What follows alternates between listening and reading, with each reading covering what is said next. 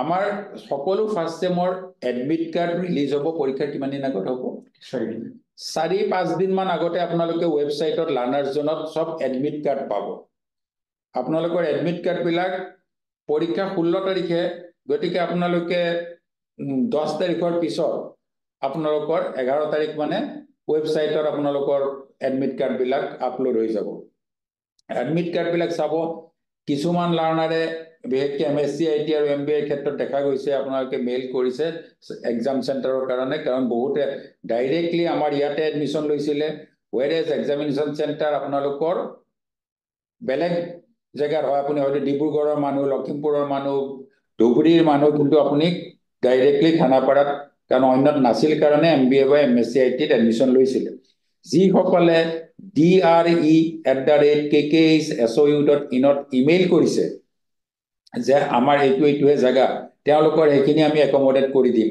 খালি এতিয়াই কৰিব লাগিব টাইম হেৰি ওলোৱাৰ আগতে এডমিট কাৰ্ড ওলোৱাৰ আগতে যাৰ এমএসসি আইটি এমবিএৰ বেলেগ জায়গাৰ ষ্টুডেন্ট কিন্তু আমাৰ ইউনিভাৰ্সিটিত ডাইৰেক্টলি হেডকোয়াৰ্টাৰত আপোনালোকে এডমিশ্যন লৈছিলে তেওঁলোকৰ কাৰণে এই বিশেষ প্ৰভিজন আছে আদাৰৱাইজ আপোনালোকে নিজৰ ডিস্ট্ৰিক্টৰ ভিতৰত কোনো এক্সাম চেণ্টাৰ চেঞ্জ নহব যদি কাৰোবাৰ চাকৰি সূত্ৰে বেলেগত গৈছে তেতিয়া এই চাকৰিৰ সেই পোষ্টিঙৰ কাগজখনৰ সৈতে এপ্লাই কৰিলে হেতু কনসিডাৰ কৰা হ'ব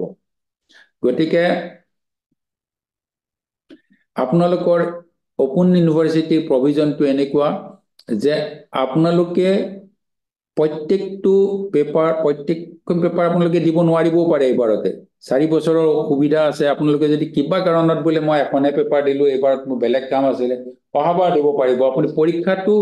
হোৱাৰ শেষ হোৱাৰ লগে লগে সেকেন্ড সেমিস্টাৰত এডমিশ্যন ল'ব পৰীক্ষা দিছে নিদিছে ইমেটেৰিয়েল যাতে আপুনি 2 বছৰৰ ভিতৰত কমপ্লিট কৰিবলৈ ট্ৰাই কৰিব সেকেন্ড সেমিস্টাৰৰ এডমিশ্যনটো আপোনাৰ দেৰি হৈ গলে পিছত পৰীক্ষা দিয়াৰ অসুবিধা হ'ব গতিকে পৰীক্ষা আমাৰ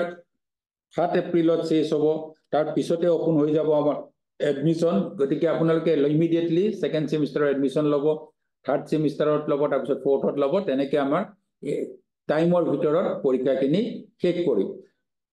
পাস মাৰ্ক আপোনাৰ প্ৰত্যেকটো আজিৰ দিনত 35% গতিকে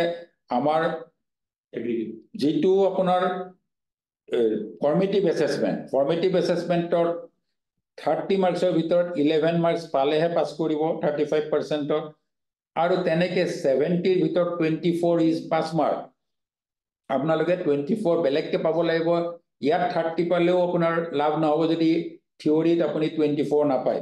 দুইটা মিলি প্লাই 24 + 11 35 এইটো হল আপুনি এখন বিশেষ সাবজেক্ট পাস কৰিবৰ কাৰণে তাৰ ওপৰতি মাস্টাৰ ডিগ্ৰীৰ কাৰণে আমাৰ প্ৰভিজনটো এনেকুৱা যে এগ্ৰিগেট আপুনি অল পাস কৰাৰ পিছতো ডিগ্ৰী নাপাব যদি ওভাৰঅল পাস পাৰ্সেন্টেজ আপোনাৰ 45% নহয় অৰ্থাৎ কোনোবা এখন পেপাৰত আপুনি 35 পাব পাৰে কিন্তু বাকি বিলাকত 45 50 কে পাই গল আপুনি এভাৰেজত গৈ 45 হল তেতিয়া পাস কৰিব ইন্ডিভিজুৱেল পেপাৰ এখনৰ পাস মাৰ্ক 35 whereas আপুনি ওভাৰঅল পাস কৰিবলৈ পাস পাৰ্সেন্টেজ ইজ 45% হেতু মনত ৰাখিব আৰু এইকাৰণে যিমান পাৰে মাৰ্কস যাতে স্কোৰ হয় ভালকে পঢ়ে সেইখিনি আমাৰ ইচ্ছা আছে আপোনালোকে কেৱল নামৰ ডিগ্ৰীয়ে নহয়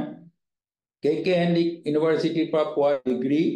যাতে সঁচাকে সকলো স্তৰতে এটা কোৱালিটি মেছেজ লৈ যায় সকলোৱে যাতে ফিল কৰে যে সঁচাকে ভালকে পাস কৰিছে তেওঁলোকে জানি আহিছে সেইটো যাতে হয় তাৰ বাবে আপোনালোকে অলপ কষ্ট কৰক আৰু যেহেতু ইমানখিনি সুবিধা দিয়া হৈছে ক্লাস কৰিবলৈ যাব নালাগে ঘৰতে এসএলএম দিয়া হৈছে এসএলএমৰ পৰা কোৱেশ্চন পেপাৰ হয় ঘৰৰ ওচৰতে পৰীক্ষা হয় পৰাপক্ষত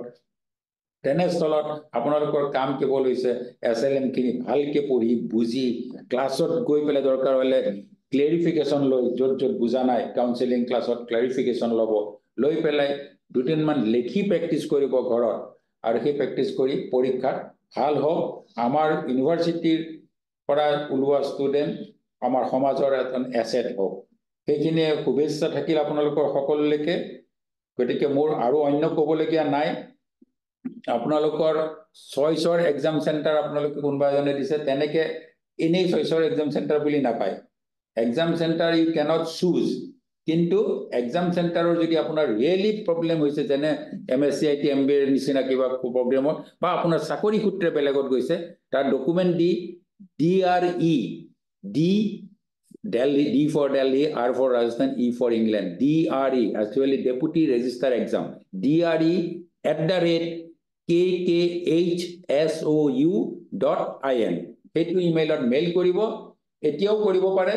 আমি সেইখিনি একমোডেট কৰিম। Thank you and wish you all the best.